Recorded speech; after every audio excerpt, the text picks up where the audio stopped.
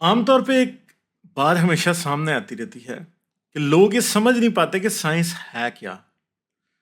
वो समझते हैं कि साइंस जैसे लोगों के अंदाजे हैं या लोगों का ईमान है या एक ऐसी बात है कि बस किसी साइंसदान ने जो बात कह दी वो साइंस है। मगर हकीकत इससे बहुत डिफरेंट है।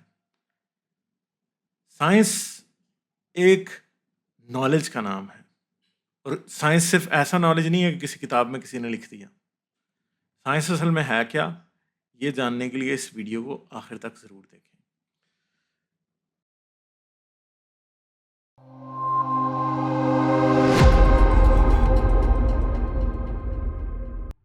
आदाब दोस्तों, मैं हूं गालिब कमाल और आप मुझे साइंस कहानी पर देख रहे हैं।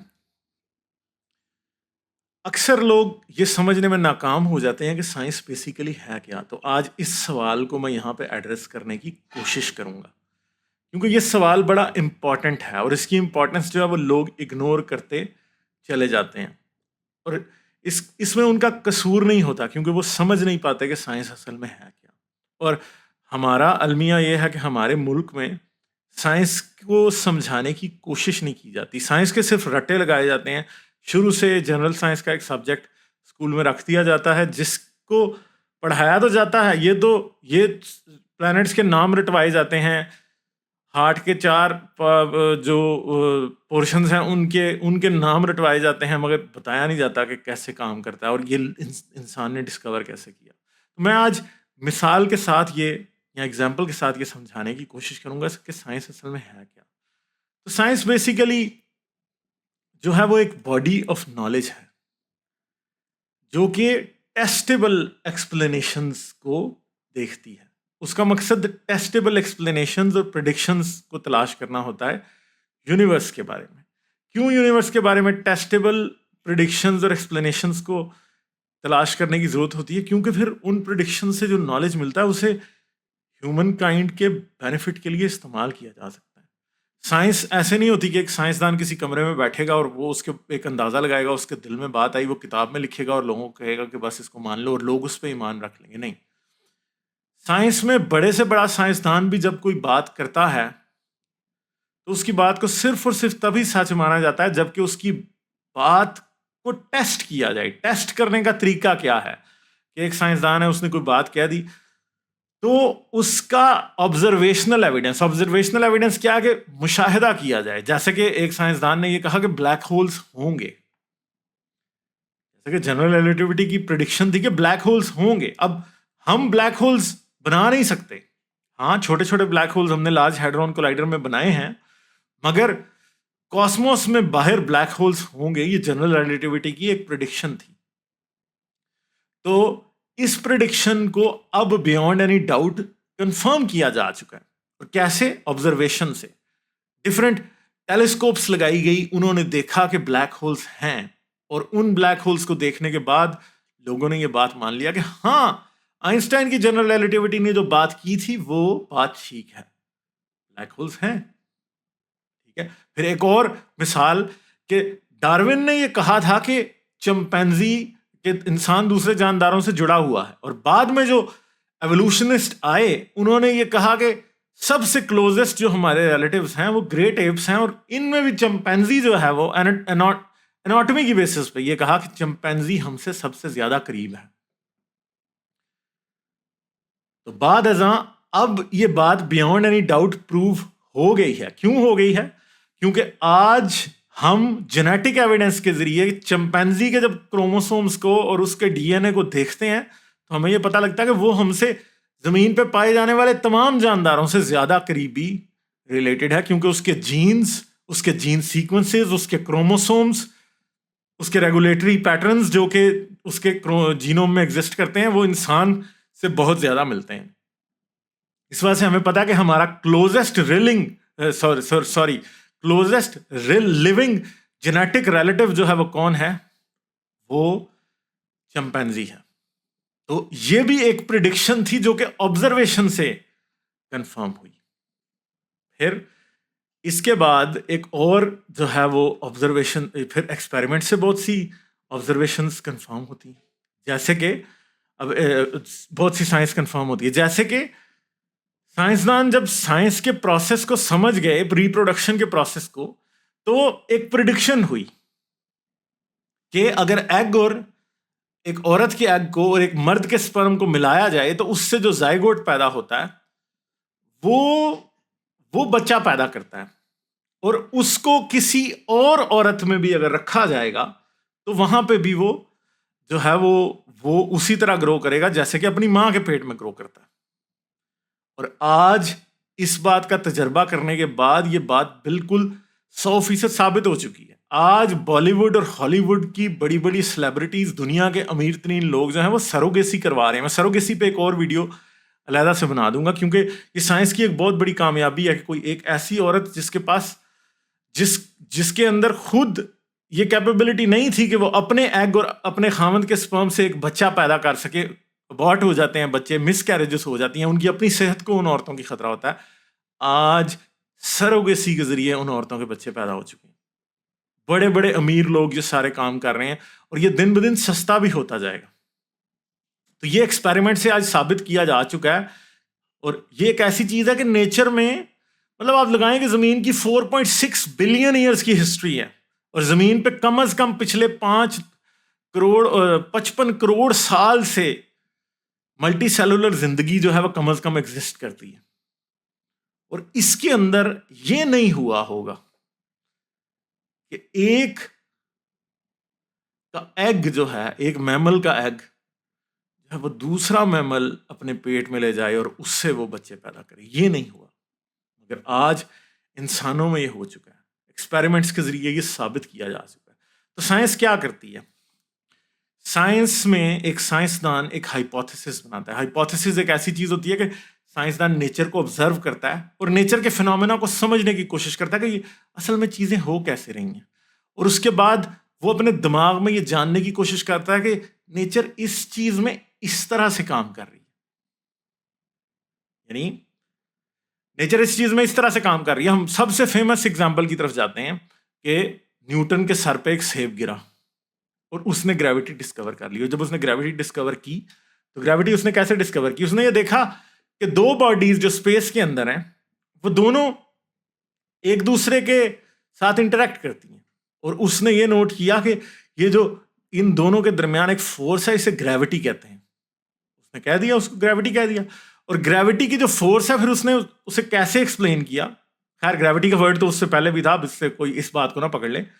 उसने उसे एक्सप्लेन कैसे किया? उसने ऐसे एक्सप्लेन किया कि इन दोनों के दरमियान जो डिस्टेंस है और इन दोनों का जो मास है, ग्रेविटी जो है वो इन्वर्सली प्रोपोर्शनल है इन दोनों के दरमियान जो डिस्टेंस है उसके स्क्वायर के, और इन दोनों के मास का जो प्रोडक्ट है उससे डायरेक्टली प्रोपोर्शनल है।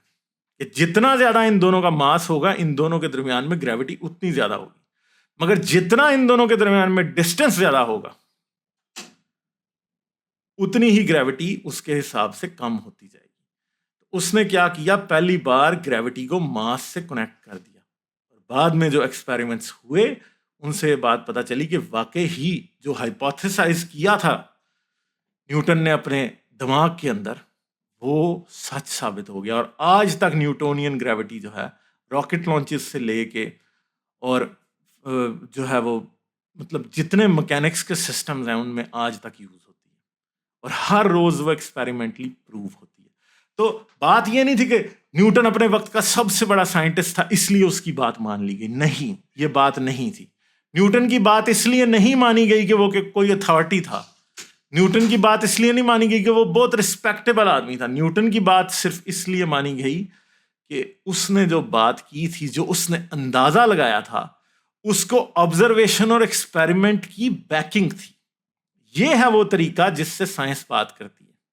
साइंस में जब थ्योरी का नाम लिया जाता है, theory of evolution, theory of gravity, theory of general relativity, तो याद रखिए कि ये किसी पॉलिटिकल आइडियोलॉजी जैसी थ्योरी वाली बात नहीं है कि हमारे हजरत इमरान खान की ये थ्योरी है, नवाज शरीफ की ये थ्योरी है, या जो बाइडन की ये थ्योरी है। नहीं, ये जो साइंटिफिक थ्योरी होती है वो क्या होती है कि किसी साइंसदान ने कुछ सेट ऑफ आइडियाज दिए और उन सेट ऑफ आइडियाज को फिर टेस्ट किया गया, और उन सेट ऑफ आइडियाज को टेस्ट करने के बाद सच पाया गया, तब किसी भी साइंटिस्ट के सेट ऑफ आइडियाज या हाइपोथेसिस जो है वो थ्योरी या फैक्ट का स्टेटस अटेन कर जाती है।